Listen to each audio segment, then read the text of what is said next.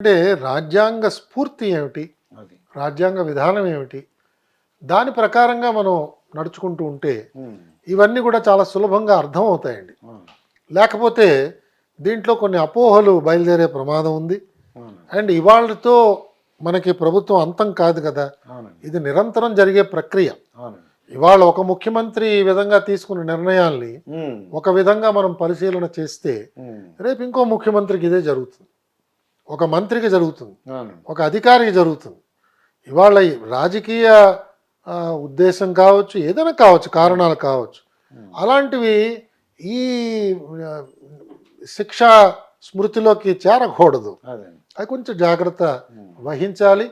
పౌరులందరికీ కూడా నమ్మకం పెరిగేటట్టుగా వ్యవస్థని మనం నడపాలి. అదండి. అప్పుడే మనకి శాంతి భద్రతలు హ్మ్. సమాజంలో జాగ్రత్తగా ఉంటాయి. అవును. ఒకవేళ శాంతి భద్రతలకు ఎక్కడైనా ఉల్లంఘన జరిగిందనుకోండి, మనకు చాలా మన దగ్గర పోలీసులు సరిపోరండి. అవును.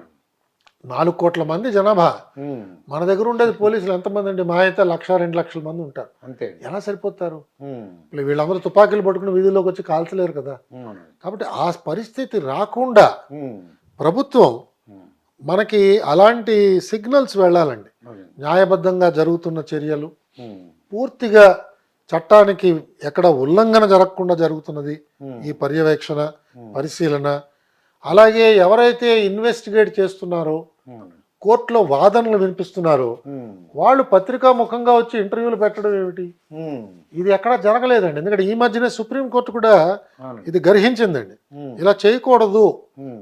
ఒక చోట ఇన్వెస్టిగేషన్ జరుగుతున్నప్పుడు, ట్రయల్ అవుతున్నప్పుడు అవును. అది ప్రశాంతమైన వాతావరణంలో జరగాలి. అవును. మనం న్యాయమూర్తుల్ని ప్రభావితం చేద్దామనే ఒక చర్యలు అవును. మనం చేయకూడదండి. ఇవన్నీ కూడా కొంత మనం మన మన శీలాన్ని ఇవన్నీ కూడా గొప్పగా చూపించగలిగే చర్యలు. హ్మ్. మన శీలాన్ని కాపాడుకోవాలి.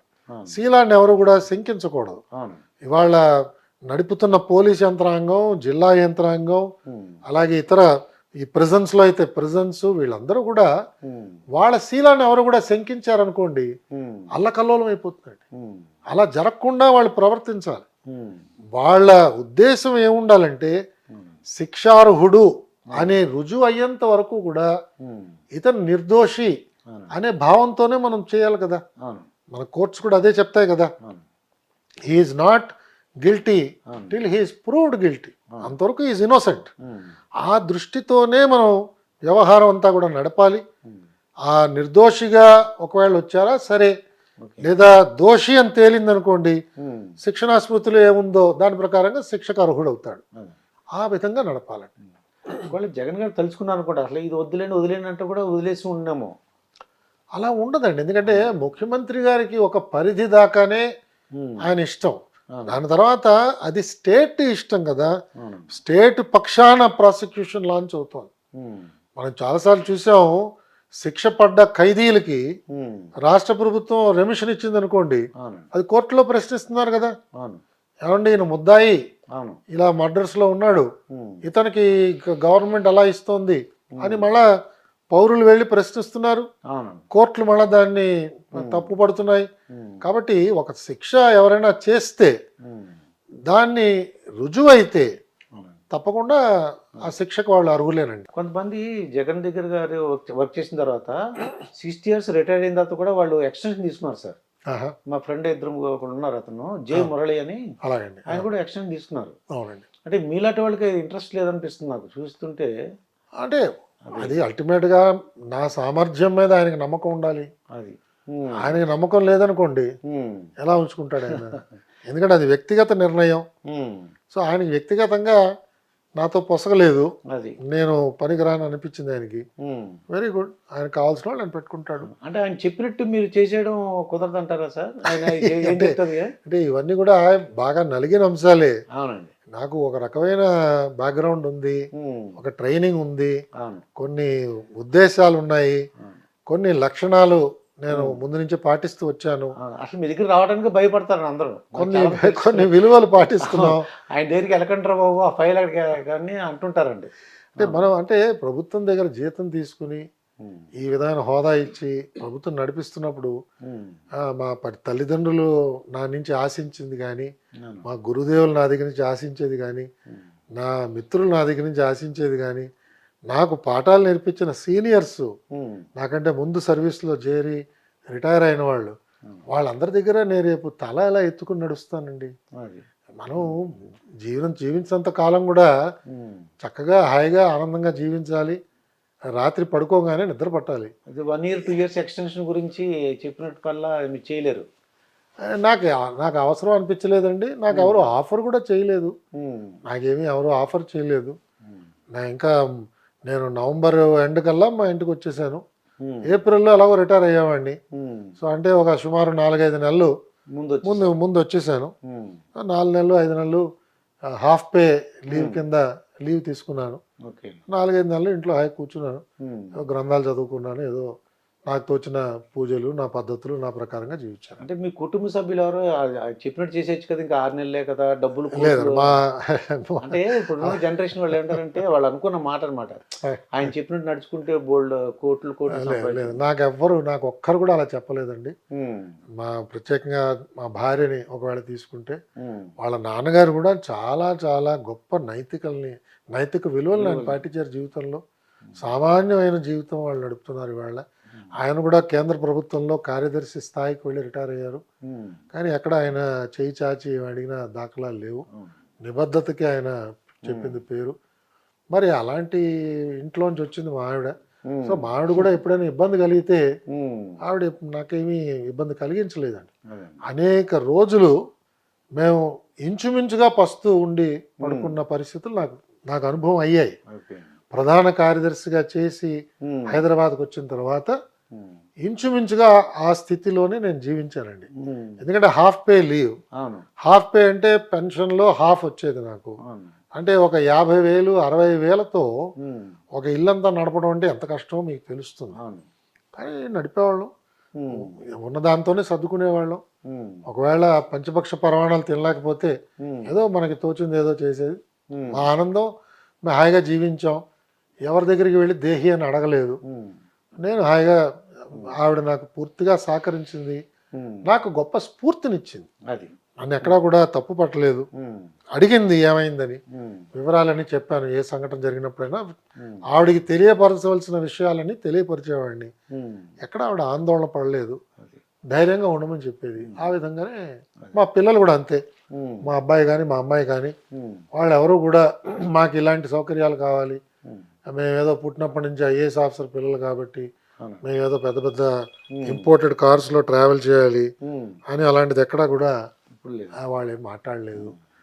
ఉంటే కార్లు వెళ్తారు, లేకపోతే ఆటోలో వెళ్తారు. బస్సులో ప్రయాణాలు అనేక సార్లు మా ఆవిడ కూడా చేసింది. సో ఇదేమి పెద్ద సమస్య కాదండి. అలాగే మా చెల్లెలు కావచ్చు, మా బావగారు కావచ్చు, మా వదిన గారు కావచ్చు, మా ఎవరైనా బంధువులు అందరూ అంతే. అందరూ కూడా నువ్వు చేసింది మంచి పని చేసావు, నీ వల్ల మా అందరికీ కూడా గౌరవం వచ్చింది అనే భావించారు. కానీ అలాగే చెప్పారు. కానీ నన్ను ఎవరు కూడా తోలనాడటం కానీ, నన్ను వెలివేయడం కానీ, నా మిత్రులు కానీ, నా క్లాస్మేట్స్ కానీ, నాతో పాటు సర్వీస్లో చేరిన వాళ్ళు కానీ, మా సీనియర్స్ కానీ ఎవరు కూడా, అలాగే మీడియాలో అనేక మంది మిత్రులు చాలా చాలా నాకు ఎంతో ఊరటనిచ్చారు. వాళ్ళందరూ కూడా చాలా గొప్పగా నా గురించి మాట్లాడటం, నాకు ధైర్యాన్ని ఇచ్చారు. కాబట్టి నాకు ఎక్కడ కొరత కానీ బాధ కానీ అనిపించలేదు. అయితే ఈ ప్రతిపక్షం వాళ్ళు ఎక్కువగా జగన్ గవర్నమెంట్లో వాళ్ళు విమర్శ చేసేది ఏంటంటే, సకల శాఖ మంత్రి అని చెప్పి ఒక ఆయన ఉన్నారు, ఆయన చూస్తుంటారు, ఇంకెవరు పట్టించుకోరు, ఏమున్నా ఆయన దగ్గరికి వెళ్ళాలంటారు. అది ఎంతవరకు నిజం సార్? అంటే నేను ఉన్న కాలంలో ఆయనకి ఇంకా అలాంటి ఒక పరిస్థితి రాలేదు. సో నాకు అంత అనుభవం లేదండి ఆయనతో అని అంటుండేవారండి. అంటే వీళ్ళు అంటే నాకు అనుభవం లేదు. నాకు ఆయనతో పరిచయం అయితే ఉంది, ఏదో 1-2 సందర్భాలు ఆయనతో కలిశాను, కానీ నాకు అంత విస్తారమైన అనుభవం అయితే లేదండి. అయితే ఇప్పుడు మీ పిల్లలిద్దరూ ఆటో కాంటే బస్సు ఎక్కడైనా ట్రావెల్ అవుతారని అంటున్నారు. అవునండి. అసలు నిజంగా మనం పిల్లల దగ్గర, అంటే నాకు కూడా నా ఏజ్లాగా ఉన్నారు సార్ మీరు కూడా, అలా మనం పిల్లల దగ్గర ఎలా ఉంటే బాగుంటుంది అంటారు సార్? ఇప్పుడు ఇద్దరు పిల్లలకి పెళ్ళిళ్ళు అయినాయి సార్? ఇద్దరు అయినాయి. అసలు మనం అంటే ఈ ఏజ్ వాళ్ళు పెద్ద తరహాగా పిల్లల దగ్గర ఎలా ఉండాలంటారు? అంటే ఇవన్నీ కూడా మన కుటుంబ నేపథ్యం చాలా ముఖ్యమండి పిల్లలకి. 1, 2 మనం చెప్పింది ఎంతవరకు మనం ఆచరిస్తున్నాము అది కూడా వాళ్ళు గమనిస్తుంటారు. చిన్నప్పటి నుంచి గమనిస్తున్నారు. నాన్న చాలా విషయాలు చెప్తున్నాడు, శ్రీరామాయణం, మహాభారతం, భగవద్గీత అవన్నీ చెప్తున్నాడు కరెక్టే. బట్ నిజ జీవితంలో ఎలా ఉన్నాడు అన్నది వాళ్ళకి తెలుస్తుంది. మన మిత్రులు వాళ్ళతో మాట్లాడుతుంటారు, వాళ్ళు మనతో ఎలా మాట్లాడుతున్నారో చూస్తున్నారు. మన కింద పనిచేస్తున్న వాళ్ళందరూ కూడా మన నిత్యం గమనిస్తుంటారు. మన పిఏ కావచ్చు, మన పిఎస్ కావచ్చు, వీళ్ళందరూ గమనిస్తున్నారు. వీళ్ళందరూ కూడా ఏ విధమైన ఒక కంక్లూషన్కి వచ్చారు మన గురించి, ఎలాంటి తీర్పు వాళ్ళు ఇస్తారు, అది పిల్లలకి ముందు తెలుస్తుందండి మనకంటే. కాబట్టి వాళ్ళు ఇవన్నీ కూడా నెమరు వేసుకుంటూ, నాన్న ఇలాంటి వాడు, ఈ విషయాల్లో నాన్న ఏమాత్రం కాంప్రమైజ్ కాడు, ఈ విషయాల్లో నాన్న ఏమాత్రం వెనకాడకుండా ఉన్నది ఉన్నట్టుగా చెప్తాడు, నా ప్రవర్తన కూడా అలా ఉంటే నాన్న మెచ్చుకుంటాడు, లేకపోతే నాన్నకి నేను దూరం అయిపోతాను, అమ్మకి దూరం అయిపోతాను అనే లోపల నుంచి వాళ్ళకు ఒక సహజమైన ప్రేమ, అభిమానం, గౌరవం మన మీద ఏర్పడుతుంది. ఇప్పుడు ఇదే నాకు మా తల్లిదండ్రుల మీద నాకున్న అభిప్రాయం. మా తండ్రి గారు చాలా కష్టపడి మమ్మల్ని పెంచారు. ప్రొఫెసర్ అండి, ఆయన ప్రొఫెసర్. ఆ రోజుల్లో ప్రొఫెసర్ స్కేల్స్ ఏం గొప్పగా లేవు, బతకలేక బడిపంతులు అనేవారండి. అంతేనండి. అప్పట్లో యూజీసీ స్కేల్స్ ఇంకా పెరగలేదు, తర్వాత పెరిగాయండి అవన్నీ.